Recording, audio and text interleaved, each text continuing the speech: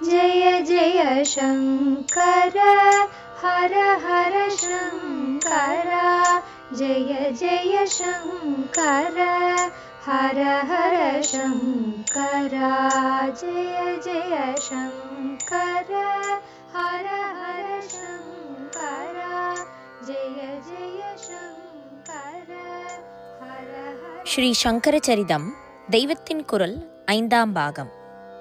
சந்நியாச நாமம் சங்கர நாம மகிமை.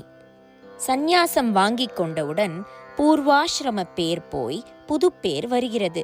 ஆதி குருவில் இருந்து சுகர் வரை எவரும் டெக்னிக்கலாக சந்நியாசி அல்லவாதலால் அவர்களுக்கு இப்படி பேர் மாறவில்லை. கௌடபாதருக்கோ சந்நியாச நாமா பூர்வாசிரம நாமா ஆகிய இரண்டும் தெரியவில்லை. அவர் பிறந்த தேசத்தை வைத்து அவருக்கு ஏற்பட்ட கவுடர் என்ற பெயர் ஒன்றுதான் தெரிகிறது. கோவிந்த பகவத் பாதருக்குத்தான் பூர்வாசிரம பேர் சந்திரசர்மா, சந்நியாச நாமம் கோவிந்தர் என்பதாக இரண்டும் தெரிகிறது. குறிப்பு: ஓர் உரையில் ஸ்ரீசரணர்கள் ஸ்ரீ கோவிந்த பகவத் பாதர் உள்பட ஆச்சாரியாளின் காலம் வரையில் எல்லா சந்நியாசிகளுக்கும் பூர்வாசிரம பேரே தொடர்ந்து இருந்ததாகவும், ஆச்சாரியாளின் சிஷ்யர்களில் தொடங்கித்தான் சந்நியாசத்துக்கு பின் புது பெயர் இடும் வழக்கம் ஏற்பட்டதாகவும் கூறியிருக்கிறார். ஆச்சாரியாள் விஷயத்தில் அலாதியாயிருக்கிறது. அவருக்கு அப்பா அம்மா வைத்த பேரே சங்கரர் என்பதுதான். அதுவே சந்நியாசியான பிற்பாடும் நீடித்திருக்கிறது. குருவானவர் தீட்சை கொடுக்கும்போது சந்நியாச நாமம் கொடுப்பார். இவருடைய குரு கோவிந்த பகவத் பாதர், நம் சிஷ்யரோ கைலாச சங்கரராக இருக்கிறார். லோகத்துக்கெல்லாம் நித்திய மங்களமான சம்மை செய்யும் லோக சங்கரராக இருக்க வேண்டும் என்றே இந்த அவதாரம் ஏற்பட்டிருக்கிறது. அதனால் நாமகரண சம்ஸ்காரத்தில் பிதா வைத்த சங்கர நாமத்தை மாற்ற வேண்டாம் என்று நினைத்திருப்பார் போல் இருக்கிறது. அவதார காலத்தை வைத்து அவதாரம் ஏற்பட்ட மாசம், பக்ஷம், திதி ஆகிய 3ஐ வைத்து ஆச்சாரியாளுடைய பிதா அவருக்கு பெயர் வைக்கப் போக அதுவே சங்கர என்று பொருத்தமாக அமைந்து விட்டது. அதை பற்றி அப்புறம் சொல்கிறேன். அந்த பெயரே அவர் சந்நியாசியான பிற்பாடும் தொடர்ந்து இருந்துவிட்டது. அவர் சரீரத்தில் இருந்து 32 வருஷம் மட்டும் இல்லாமல் அவர் ஏற்படுத்திய மடங்களில் உள்ள சாமியார்களுக்கெல்லாமும் அந்த பெயரே தொடர்ந்து வந்திருக்கிறது. ஆச்சாரிய சம்பிரதாயம் ஒன்றில்தான் இப்படி இருக்கிறது.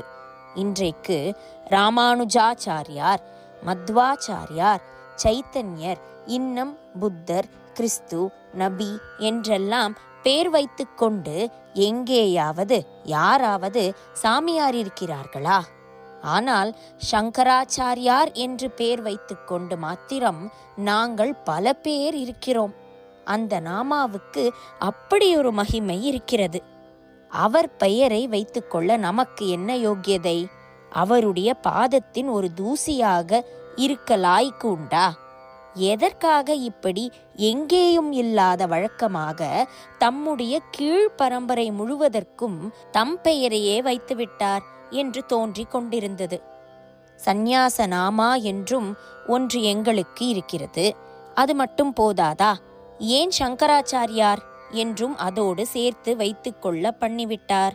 அத்வைதம் என்பதால் தனக்கும் கீழ் பரம்பரைக்கும் வித்தியாசமே இல்லை என்று இப்படி வைத்துவிட்டார் என்று சொன்னால் அதுவும் சரியாய் வரவில்லை. ஏனென்றால் அத்வைத்தம் காரியம் இல்லாத நிலை. காரியம் செய்வதற்குத்தான் மடாதிபதி ஆபீஸ். லோகத்தில் தர்மமும் ஞானமும் இருப்பதற்கான காரியம் பண்ணணும் என்பதற்குத்தான் இப்படி மடம் என்றும் மடாதிபதி என்றும் அவர் ஏற்படுத்தியது. சம்கரரே நல்ல காரியம் பண்ணுகிறவர்தான். அதனால் அதில் நிஷ்கிரியமான அத்வைதம் எப்படி வரும்? அப்படி காரியம் பண்ணுவதை பார்க்கும்போது அவர் நிஜமாகவே சங்கரர் என்றால் சங்கரர்தான் என்னும்படியாக அத்தனை நல்லதும் பண்ணினார். 72 துர்மதங்களை நிராகரணம் செய்து சனாதன வேத தர்மத்தை நிலைநாட்டினார். அவர் செய்தது யானை அளவு என்றால் நம்மால் ஒரு கொசு அளவுக்கு கூட ஒன்றும் பண்ண முடியவில்லை. பின்னே ஏன் அவர் அவருடைய பெயரையே வைத்தார்? என்று அந்த பேரை வைத்துக் கொள்ளுவது கில்ட்டியாக, அபச்சாரமாக தோன்றிக் கொண்டிருந்தது. அப்புறம் கொஞ்சம் தெளிவு பண்ணி கொண்டேன். அவருடைய நாமாவுக்கே ஒரு மகிமை, ஒரு சக்தி உண்டல்லவா? இந்த யுகத்துக்கே நாமாவை தானே தலையான உபாயமாக சாஸ்திரங்களில் சொல்லியிருக்கிறது. நாம மகாத்மியத்தை விசேஷமாக வளர்த்து கொடுத்த போதேந்திராள். குறிப்பு: ஸ்ரீ காமகோட்டி பீடத்தின் 59வது ஆச்சாரியர்களான ஸ்ரீ பகவன்னாம போதேந்திர சரஸ்வதி சுவாமிகள் என்ன சொல்லியிருக்கிறார்? சிவன் விஷ்ணு என்றெல்லாம் ரூபம் எடுத்துக்கொண்டதும் லோக ரக்ஷணத்துக்கு போதாது என்றே பரமாத்மா சிவன் விஷ்ணு முதலான நாமங்களையும் தரித்து கொண்டு அந்த நாமங்களிலேயே நன்றாக விழிப்புணர்ச்சியுடன் பிரகாசித்து கொண்டு இருக்கிறான். அபர்யாப்தம் ரூபம் ஜகதவன ஏதத் புனரிதி பிரபுர் ஜாகர்த்தி ஸ்ரீ ஹரிகிரீச நாமாத்ம கதையா என்று சொல்லியிருக்கிறார் அல்லவா? அப்படி சங்கர நாமாவிலேயே ஆச்சாரியாளின் சக்தி குடிக்கொண்டு இருக்கிறது. அவருடைய அவதார சரீரம் மறைந்து போய்விட்டாலும் அவர் சங்கர நாமத்துக்குள்ளே ஜீவ சக்தியோடு விழிப்பாக இருந்து கொண்டு ரட்சிப்பு தருகிறார். ஒவ்வொரு தேவதைக்கு ஒவ்வொரு நாம மந்திரம் இருப்பது போல ஆச்சாரியாளுக்கு ஜெய ஜெய சங்கர ஹரஹர சங்கர என்பது.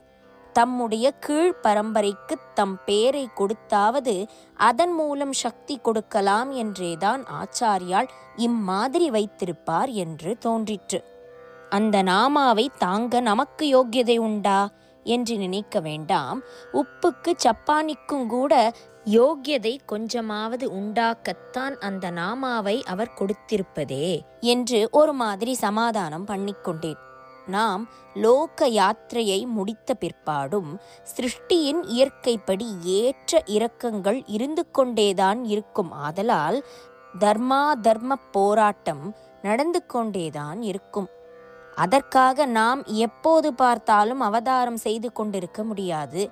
லோக லீலையில் இந்த போராட்டத்திற்கும் இடம் கொடுக்கத்தான் வேண்டும்.